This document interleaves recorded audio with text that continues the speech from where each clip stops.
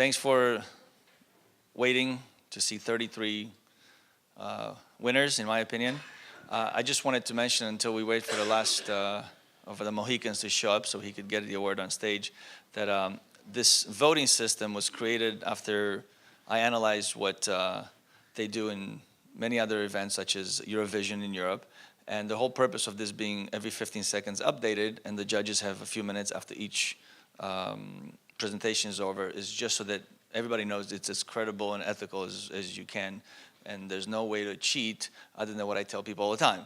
If you take time during the conference, or normally the way we do it with the weekend parties and the excursions being the weekend and then the conference being Monday and Tuesday, if you take time during those days before the ICO pitch to befriend the judges and explain to them, no, seriously, that's the only way to cheat, is to spend time with them and explain to them offline before they're judging you on a 10-minute presentation style. Because you could have a great idea and a great presentation, but you could have a bad day. So that's the only way to cheat, is to befriend them each individually and influence them and explain to them on a one-on-one something that could possibly not come through in a presentation style while you're on stage. So that's the only way to cheat, by the way.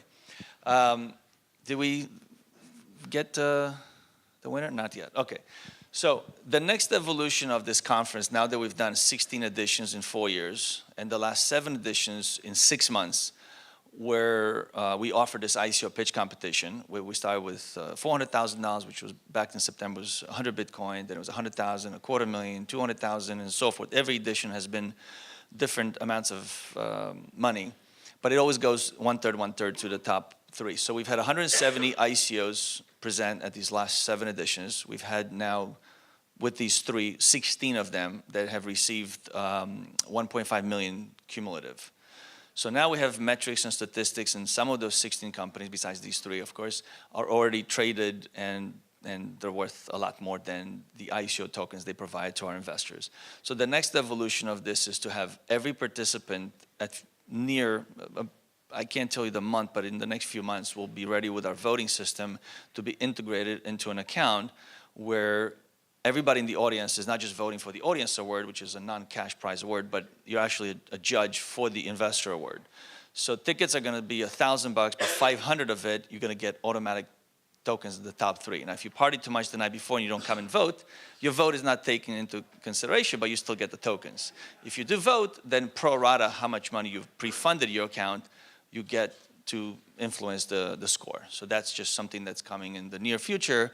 And then d10e will not just be a cool conference with cultural tourism and a good educational conference in one day, and then an ICO pitch where only a few people get to decide who gets the money because it's their money, but everybody else. And we've had between 600 and I think 3,000 people on Facebook at each event vote for the audience award.